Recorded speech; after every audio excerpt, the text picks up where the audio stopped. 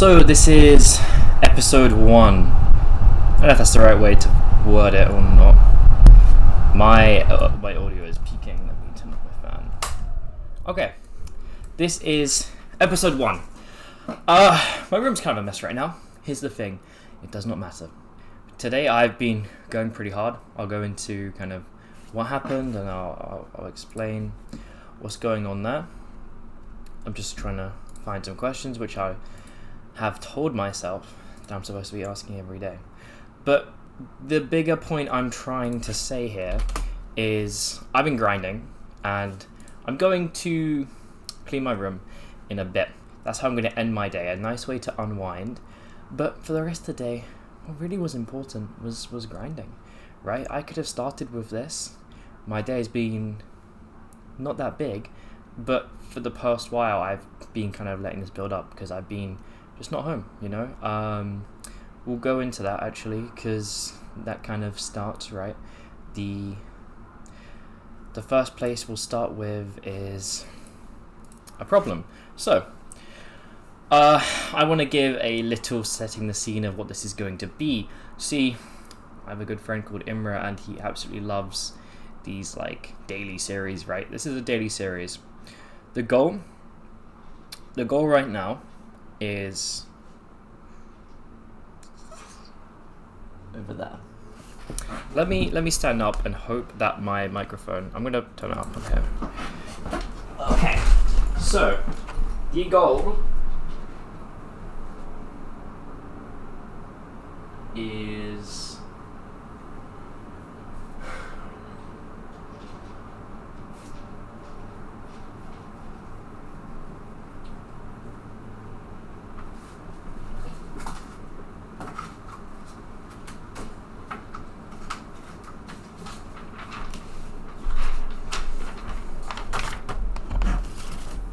okay, here's the thing.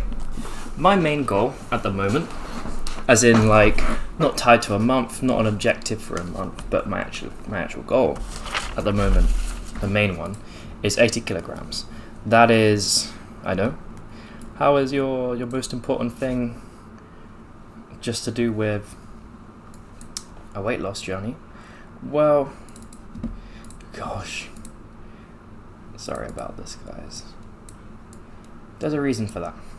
See, a big part of who I am, what I do, is that weight loss coaching. And I realize I've let things get so busy in my life that I've just been neglecting my own weight loss. It's something I can do so easily that I've honestly just put it on a back burner. And so, what had happened in the past is I can stay at this like homeostasis, right? Where I'm eating a little bit more, or I'm eating normally. And when I eat normally, I do actually just maintain my weight. But here's the thing.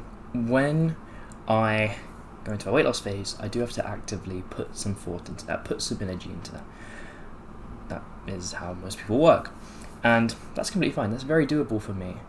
But I haven't been giving that my priority, and now it genuinely is my number one priority. Like when we talk about non-negotiables, we're starting with those. Those are the top of the line, and that would potentially be like the non-negotiables really are weigh in, number 1, calories track number 2, cardio, and then doing meal prep like every 4 days. Those are the non-negotiables. But I got an injury, right? It's not really an excuse, but I got an injury a while back, and that injury caused me to gain some weight. And I never really recovered from that. Like I never really went back to where I should have been. So for a while now I've been, carrying more body fat than I should. And when I first started setting my goals, I was like, you know what, enough's enough. Let me get this in check because this makes many differences, right? Like I'm gonna feel lighter on my feet. I'm gonna be able to think clearer. My facial hair density is gonna be better. I'm just going to look like I'm a bit leaner, which is going to have multitudes of benefits in terms of the people I'm able to connect with, network with, and even just believability of my coaching, which is still a really important part of my life. So that's number 1 goal. And number 2 goal has been financial stability. I phrased it as financial freedom, and I've done a lot of thinking on this, and I realized, to me, financial freedom means that I don't have any high interest debt. I've been kind of debating whether or not I intend to allow student loans to become into that, because it's kind of a while and they like expire and it's kind of weird. That's been occupying a lot of my brain space. I think I just need to make a decision. 1 second. There is another thing I've been doing. Completely unrelated to financial freedom, but I have been growing out the hair, growing out the beard for no specific reason. I want to see what can be done. So this here is something called minoxidil, and it just helps with that hair growth, supposedly. I don't know. I think I'm in a better place than when I started. But at the same time, how much of that is because of time? Anyway, back to... It's not usually going to be like so much malarkey where I'm talking about my goals. It's normally just going to be straight to the point, what I did. Well, stuff like that. We'll get into that in a bit, though.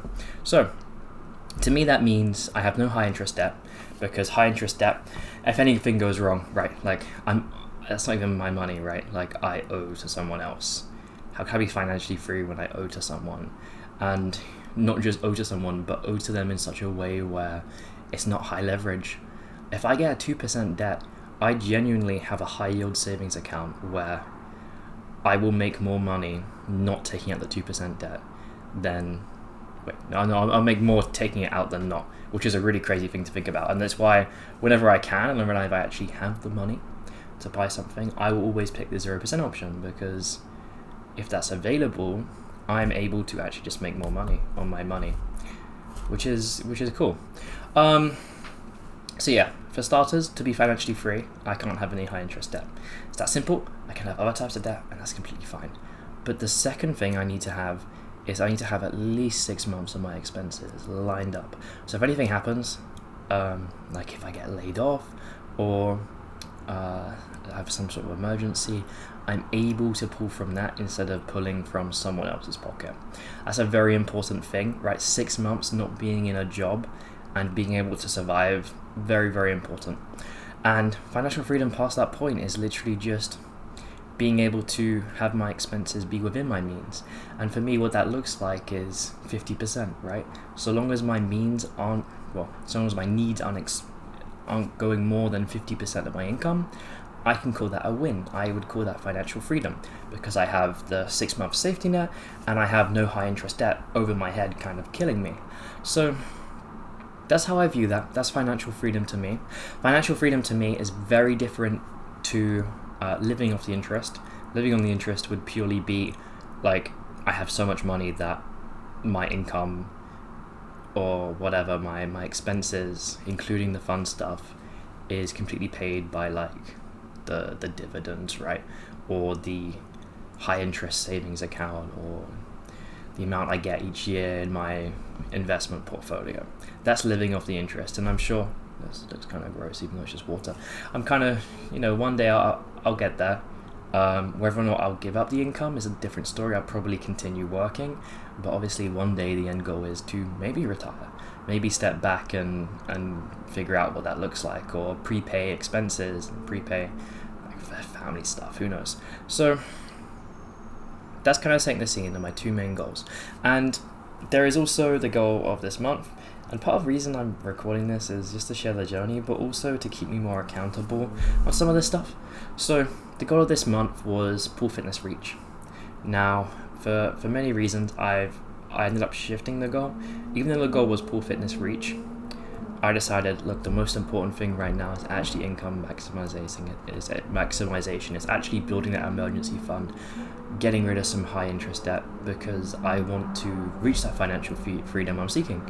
And in the process, the original main objective of the month got a bit of a back burner, because I've been taking shifts at a place I used to work at years ago, and those are like, AM to PM, morning like wake up to go to sleep sort of length days. So it's not like I can't do stuff on the other days, it's just I choose not to. That's as simple as it is. I'm gonna hold myself accountable on that. I could be doing a lot more, but in the process recently there's been some stuff outside of the Pool Fitness brand which has been kicking off, and so even if I'm not working on that, I have been working pretty hard on what I deem to be the more immediate source of income. And so that for me has been working on a company called Social Minded. This is not some like pyramid scheme. On my days, this is starting to sound like a pyramid scheme.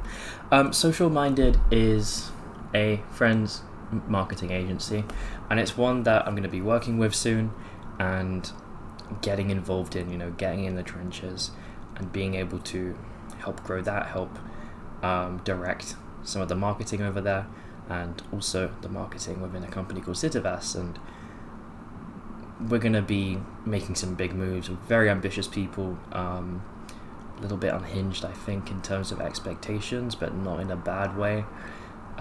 It's the sort of thing where it's like, I don't know if you've ever seen it, but it was like the joke where people just go, yeah, this library has all the books in the world except the ones it doesn't. That's kind of how this works. When people talk about the outcome of the company, it'll be like, yeah, this is going to happen 100% guaranteed unless it doesn't. The odds are not in our favor. And it's like, is that really fun dichotomy? But yeah, originally the plan was going to be Pool Fitness Reach, and the overall goal was to reach 10,000 people and to try and get like a follower a day, right? There was some other stuff in there. I wanted to learn more, put together some thoughts, and I actually have managed that. I've been working on my second brain a lot, or the second brain will become a recurring theme. That is what I might call my obsidian as well. And then there were a couple of habits I wanted to add, which I didn't add, so we won't talk about that. But we will be putting together on Wednesday plans for the next month, what I want to get from that. And I've been doing a ton recently to, honestly, just like I said, sharpen my marketing knife. Like, that's what I'm going to be using very soon. And I do realize like organic content's been a bit of a weakness for me, so kind of shifting my knowledge there and learning a bit more has become a bit beneficial, because I have been looking at it and already I'm just getting ideas. I'm just getting ideas for when it comes to being able to make content over there again, which is absolutely awesome. But I made a lot of great progress, very, very happy of what I've been able to do. Expenses have been at an absolute minimum. And by the way, I'm just giving like a huge overview before we talk about this day specifically, right? So what I'm not too happy about is I have been spending a little bit too much on what I call BS food, right? So this isn't my like meal prep stuff. Not only is it not meeting my main goal, my number one goal of 80 kilos, but it's not even helping me with the second goal. But that being said, I'll probably go over this because like I've still got some expenses to tally.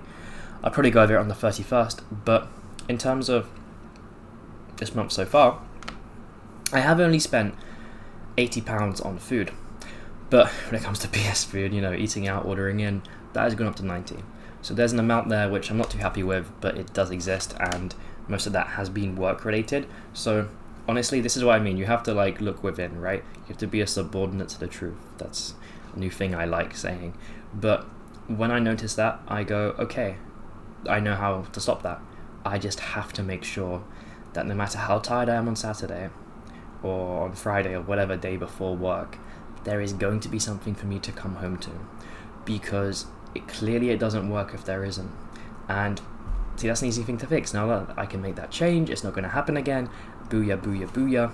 And there are like ants running around my table right now, which is not ideal. So today I had a few big things to do.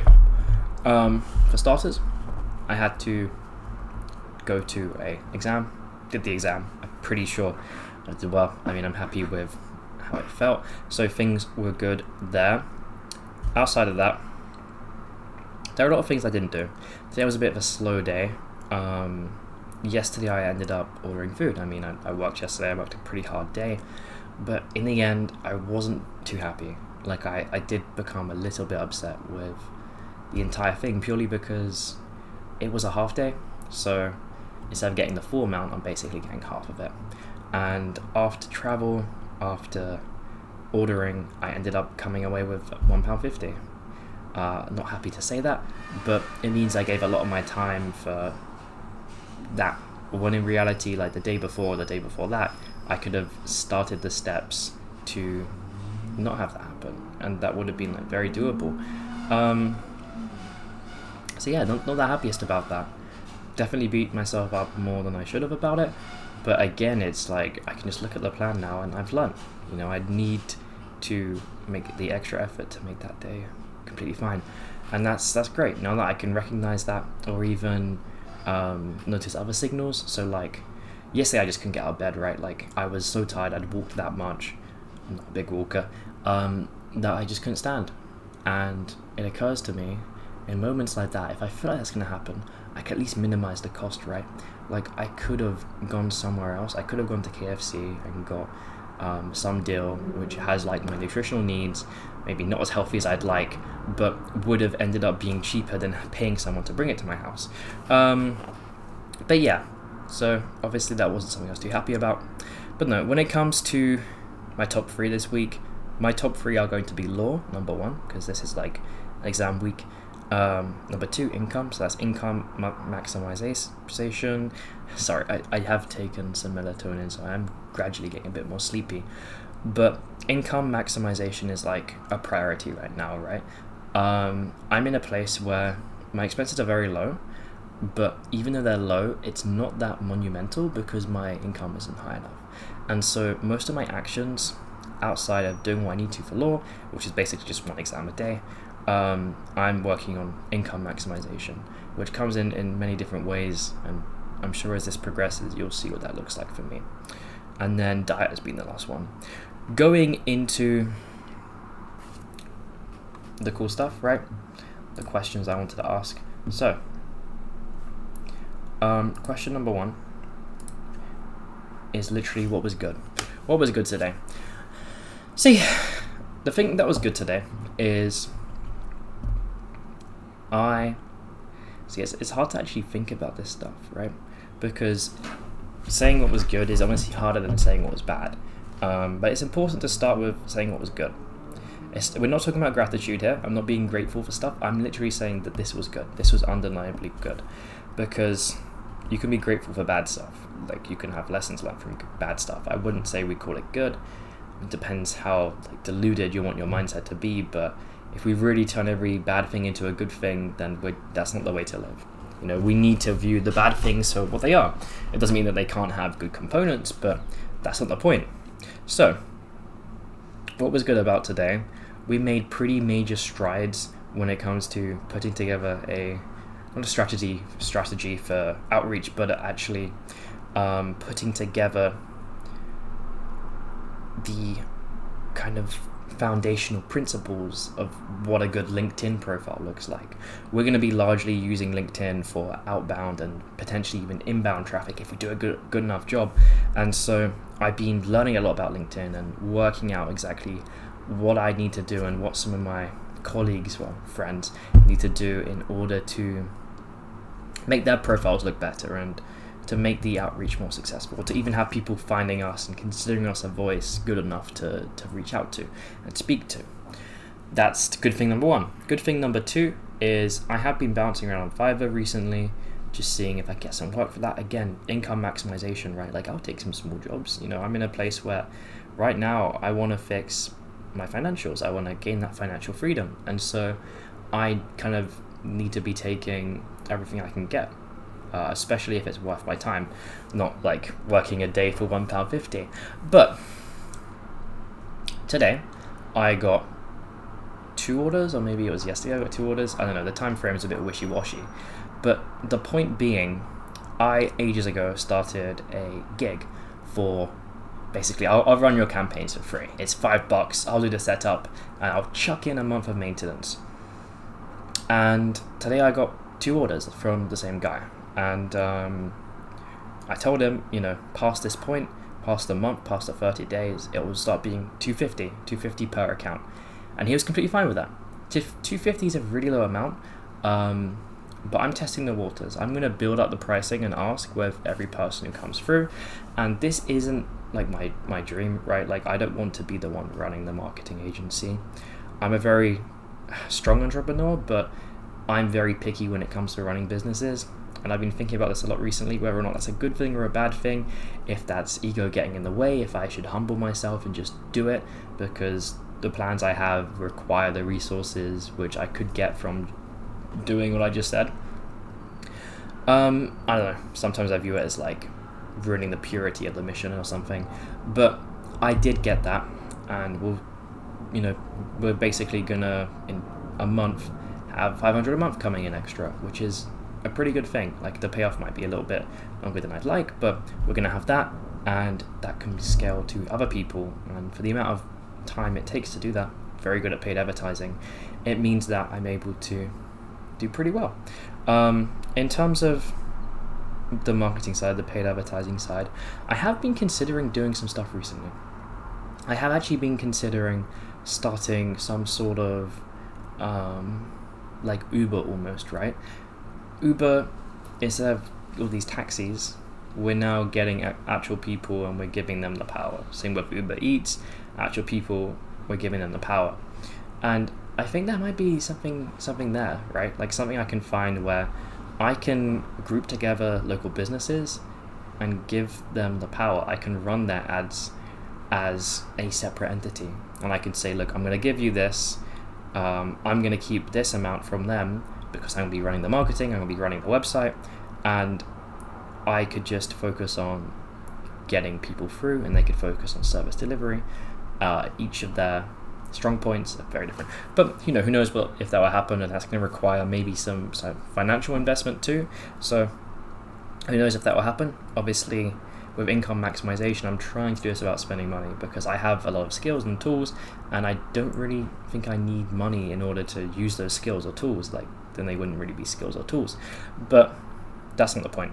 I've been refining my knowledge around marketing a lot recently, because I've been shifting and I've been going back in time, and I've started viewing marketing very much so back in the 60s. So in the 60s, marketing was a question of knowing the audience as much as possible, and we've lost that in recent years. It's become less knowing the person and more knowing the data, where they're coming from. And the problem with that is the way the world has been shifting. If, let's say, I see someone on Instagram and they're wearing something nice, I'm not going to ask in the comments what it is. I'm going to screenshot it, I'm going to go into Pinterest, or I'm going to go into Google search, and I'm going to reverse image it, and I will find the outfit that way. And the same goes with many, many things in life, where we're getting the answers from a different place and we're searching on Google. And Google is getting the attribution. Google's getting the credit for all these things, which it isn't actually doing. It's just being the last one in the line. And because of this, and because these different platforms can't speak to each other, marketers are viewing the data and going, man, Google is doing really well, let's double down on Google. When in reality, Google isn't what's doing that. And so for me, when I see this, I realize, we have to go back to the 60s. We have to focus on the behavior. We have to focus on who the person is. And through doing that, we'll be able to chuck resources and money in every place. And sure, if we go to the board of directors, they're like, why are we doing this when it's not giving us anything? And I'm like, well, because our users are religiously on this platform. Our users are on a platform which doesn't have a follow-through link, and they're still coming from here to go to the site. Sure, Google's getting credited, but this is where it's coming from. Like, there's a reason we're giving money and resources here, and it's because they're there. And this is kind of like what the behavioral focus is, right? And that is more so what my focus has been recently. And learning some tips and tricks, maybe refining some like weak points I have, and then strengthening the stuff I know, which has been good. But again, I'm just really happy with how things have been moving. The week ahead looks pretty good too. I won't ramble on too much about that either, because from the future it's going to be a little bit quicker. Next question. What was bad? Well, the things that were bad today is I did have to call the bank. I didn't. And there was some stuff I had to do on LinkedIn, like actual actions, not more of the knowledge based or like strategy based, which I didn't execute on. So I either have two options. I can execute on it now, which is going to be unlikely, or I can execute on it tomorrow. And it's probably going to be executing tomorrow, which is going to be the move, at least for me. So that was the bad. And in truth, the bad wasn't that bad, right? Like the bad when I view it is like I didn't do that much, but in reality, it's a pretty big day for me, right? Lining up 500 a month in the future in one day is not too shabby, and putting together a strategy is like a big part of what I do. So I'm pretty pleased with that, and obviously we'll see what's in store for tomorrow. But yeah, here's the next question. We can't stop there. We've got to dig deeper. How can I make the bad things better tomorrow? So this, to me, means the stuff I was supposed to do today, which I didn't, which was calling the bank, actually cooking some food. I didn't do that. I was supposed to do that today. Completely fine. It's not completely fine, but I did just lose track of time. And the LinkedIn. What that means to me is it means I got to start my day by doing those things.